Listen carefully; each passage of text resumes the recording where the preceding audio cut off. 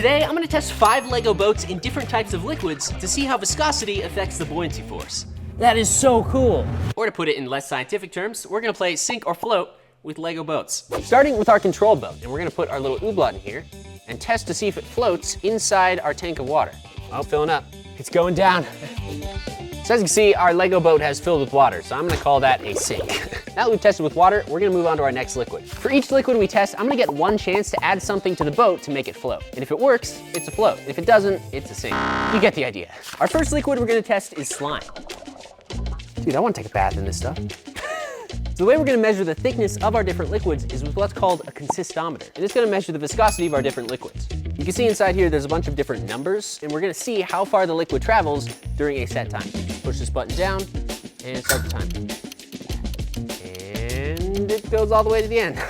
As you can see, slime isn't very viscous. So this one has a viscosity of over 23. My idea for this boat is to add vertical propellers that will constantly be spinning and create some sort of upward force. I'm thinking though, if we attach 2 motors together like that, we put the battery box in the center of the boat, and then have each motor kind of at the end with some bars that go down into the water. Now I have no idea if this will work, and we only get 1 try for each of these boats, so hopefully that'll work. So on each of these motors, if we add an axle right here, and then a propeller like this needs to spin like this, but since we only have 2 motors and I want to put 4 propellers so it's kind of even, we need to create some little arms that come out that'll still rotate. So we can create a 90-degree actuator with one of these pieces and some of these little bevel gears. Then we can take another axle and put it through like this. We've now transferred our motor movement 90 degrees. So slap this guy on our motor, boom. Now we have sideways, so now we need 2 more of those to go down. This might be too many, but we'll see. I'm gonna build a few more of these, snap them on each side of this axle, and hopefully that will work. I'm just gonna add a few extensions for these propellers so they go down a little bit further, but that's basically it. As you can see, add 3 more propellers and they'll all spin like that. We'll see if this thing actually works. So we've got our slime here, and this is Ooblot. He is our crash test dummy. It's actually a buildable figure, pretty cool. And as you can see, he does not float in the slime. I mean, he does, but he's underwater. But you get the idea. So we're gonna put Ooblot in our boat design. As you can see, all we gotta do is just add our propellers, which just clip on like that. But if we slap those on, we push the button, and they all spin. And those are all spinning the same direction. There we go, let's test this out. Oh, hey, look at that. It's climbing up it's climbing up the axles. That is so cool. I wonder if it'll tangle in the gears. One thing I didn't consider is that, you know, the batteries and the motors are a little bit heavier.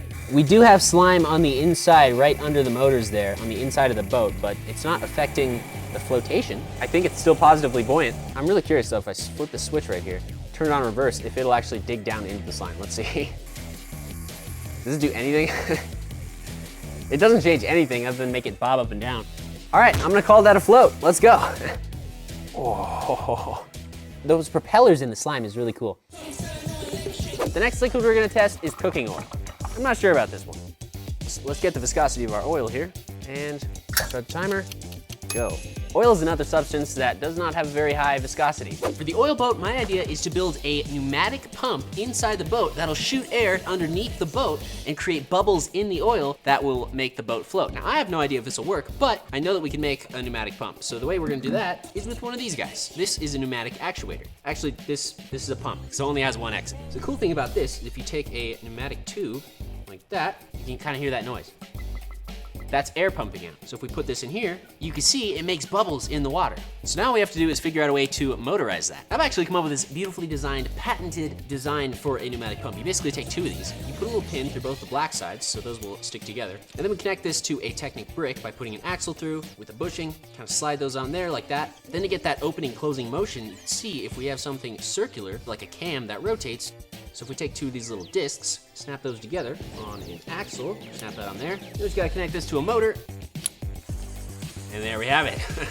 We'll put this in the boat, kind of like we did with the last one. This could literally be in here anywhere. We just need the tube to go underneath the boat and mount that down here somewhere. The nice thing about these tubes is they fit pretty perfectly inside one of these Technic bricks. Now I just gotta build 1 more of these pumps for the other side. Random fact about my week, I was walking in Walmart, minding my own business, trying to get over to where the groceries were. And I saw some guy at the end of the aisle. He was kind of just like, kind of staring at me. He was like emptying the trash or something, and he goes, "Sup, dude?" I was like, "What's up?" He's like, "I'm just emptying the trash." I didn't really know whether to thank him or why he even started a conversation in the first place, but I was like, nice. Comment down below if you've ever had a weird interaction like that where you just don't know what to say. I don't know, this really threw me off. Check it out.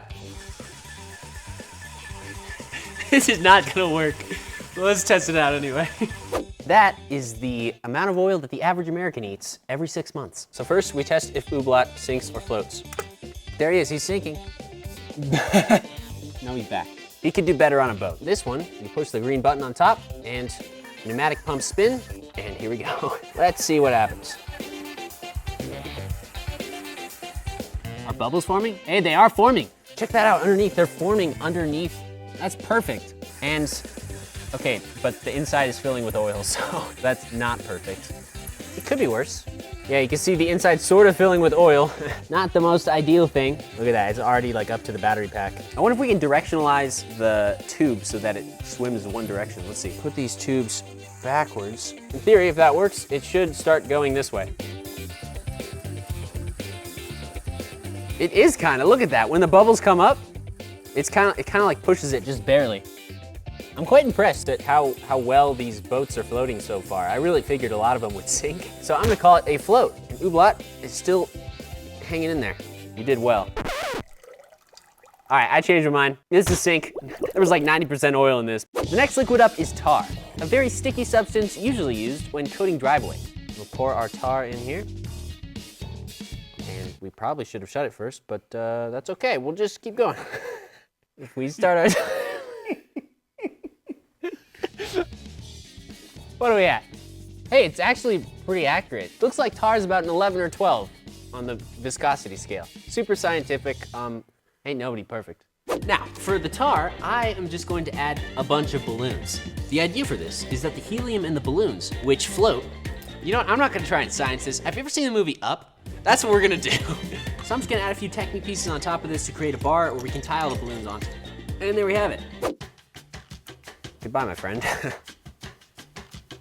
He's not sinking. What the heck? Oh, that's why. Well, Ooblot sank because he's not coming up to the top. Wait. Oh, there, we got him. So now we're gonna put Ooblot in our boat. I probably should have rinsed him off first, but he's in there. He's broken out. So our boat is gonna go right on top like this. And then to make this float, what we're gonna do is blow up some balloons and tie them using these guys. Slide on our balloons. No! This is gonna totally work, even though it hasn't even started sinking yet. By the time I finished putting all these balloons on, if it was gonna sink, it would have sunk. But we're gonna do it anyway, because we're here. Wow, actually, I think that's helping. Look, it actually brought up this side a little bit more. Wait, if I move these over here, like look how much this helps it. So like, here's without. It actually kind of works. Now will it float away?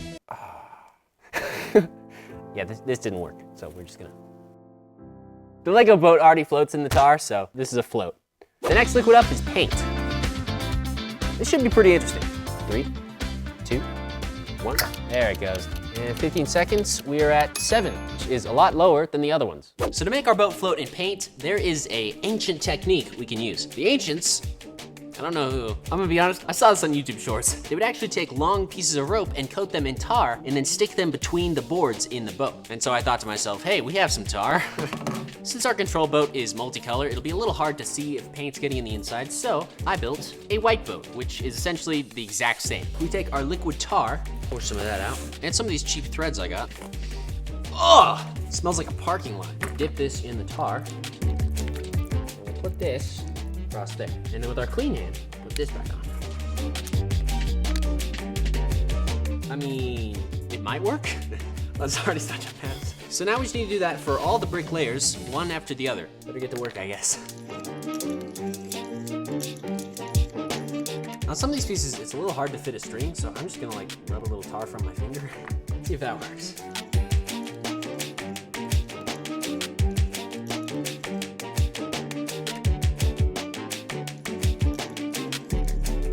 All right, here's our boat. Let's see if it works. Before we test this one out, make sure you guys subscribe so you can become part of the Brick Science Stud Army by clicking the button down below so you don't miss any videos. We got our Ooblot guy here, and he's slowly sinking into the bottom. I'm pretty positive he's equally buoyant, which means if we pushed him down underneath the paint, he's not coming back up. That's cool. Here we have our boat. As you can see, it has dried. It's been like over a day.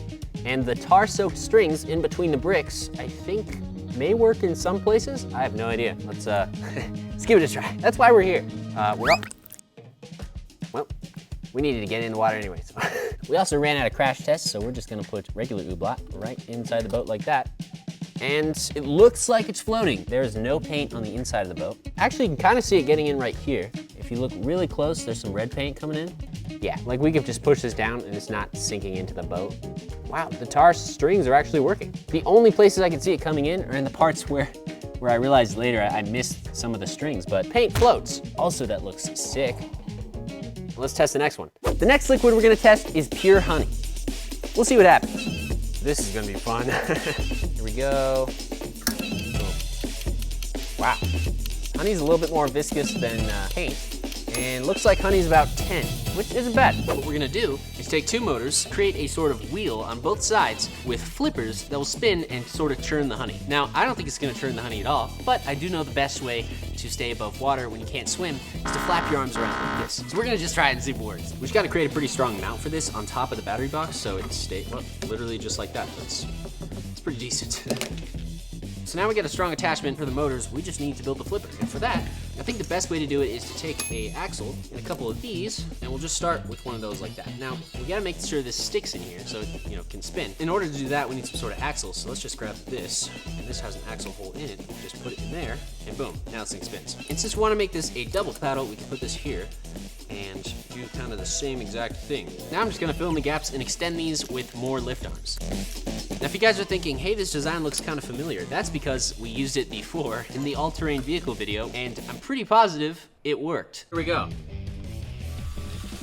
And we already have issues. Hopefully it'll be better this time. Snap these on, and boom. Hey! Yes, hello? You gonna work? Great. All right, here we go. Oh. Faceplant. Maybe if we put him in, oh no. Well, he's not really sinking. He's sort of halfway floating. The bubbles are kind of forming around his feet, which is interesting. You know what? Our boat may actually float in this thing after all. I did end up adding a few gear ratios to each side of this, so it would spin just a little slower. The gear ratio also helps to make it stronger, so it can hopefully power through the honey. Hopefully not fling things everywhere, but there we go. As you can see, it works. Honestly, I have no idea what this is gonna do, but let's see if it actually works. In 3, 2, 1.